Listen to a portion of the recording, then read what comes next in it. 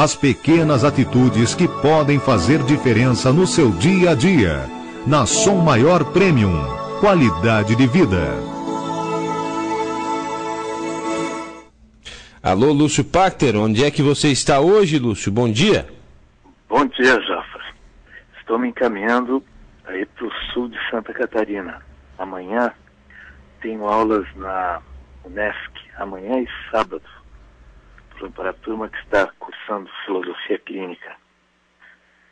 Jafra, vamos trabalhar hoje sobre uma questão que aparece muito no consultório, que é o aconselhamento.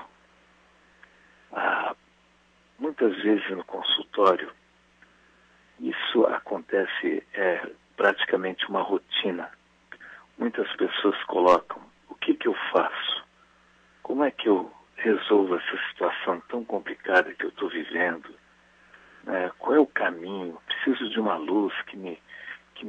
Quais os direcionamentos, não é? Primeiro, algumas pessoas não têm nada, ainda que elas perguntem e peçam por uma sugestão, por um palpite, algumas não aceitam isso de forma alguma.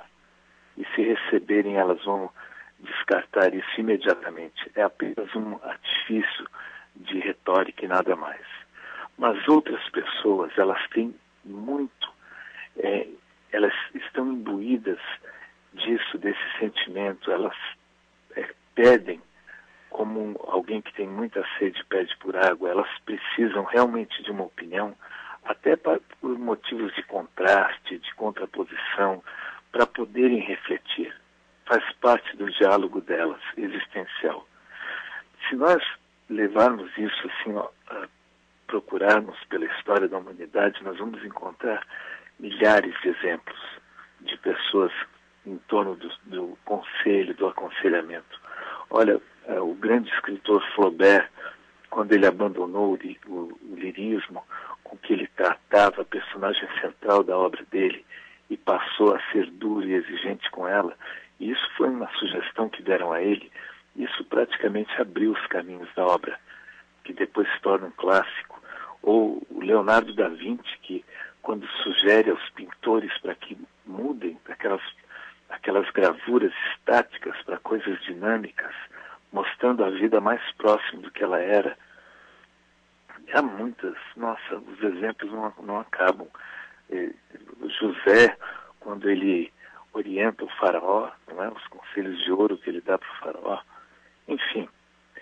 Só que aconselhar no consultório é uma arte, é também uma atividade que exige método, exige uma série de condições. Exige a experiência do terapeuta, exige saber o que a pessoa vive, exige o conhecimento de parte da historicidade da pessoa, a relação mesmo entre eles, um monte de coisas. Olha, imagina um rio, no leito desse rio, o caminho que ele faz, de repente o rio encontra um obstáculo. O que fazer diante do obstáculo? Aguardar? Pode inundar a cidade toda que margeia o rio, desviar o rio em direção ao vale, passando por seixos, por despenhadeiros. Será que esse é o caminho? Será que rumar em direção a um lago, esse rio vai desembocar num lago, seria essa a solução? Ou então medidas antes do rio encontrar o bloqueio, será que seria isso? Será que não é algo inevitável e que faz parte do próprio rio encontrar aquele obstáculo? Todas essas perguntas, não há uma resposta pronta. Tudo isso vai depender da própria natureza do que está se passando e o que vai acontecer. Levando isso para o consultório, já funciona mais ou menos assim. A pessoa pergunta para a gente o que fazer, a resposta seria, por exemplo, a gente diria: ouça o seu coração. Para algumas pessoas o coração é o pior conselheiro, só mete a pessoa em encrenca. Ou então ouve a sua razão. Para algumas pessoas a razão é torta para algumas pessoas, ela só causa encrencas e problemas. Ou então pedir para a pessoa ouvir a fé que ela tem, ou a intuição que ela tem. Veja que não há aqui uma resposta. A resposta vai surgir exatamente a partir do estudo de toda a trajetória que a pessoa fez. Aí sim, sabendo como o estudo de um rio, para onde ele flui, como é o solo, como é o sol, como são os ventos e uma série de outros fatores, aí nós podemos orientar quando existir abertura para isso. Aí poderemos dizer, no caso de uma pessoa, desde ouça seu coração ou ouça sua razão, até contar uma história para ela ilustrativa, ou mesmo sugerir, opinar diretamente. Mas qualquer que seja a orientação que o terapeuta tome, no aconselhamento ele precisa estar respaldado por um forte conhecimento da pessoa.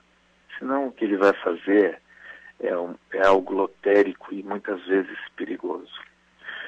Próxima quinta-feira já conversamos lá do centro-oeste do país. Um abraço a você, aos nossos ouvintes e até lá.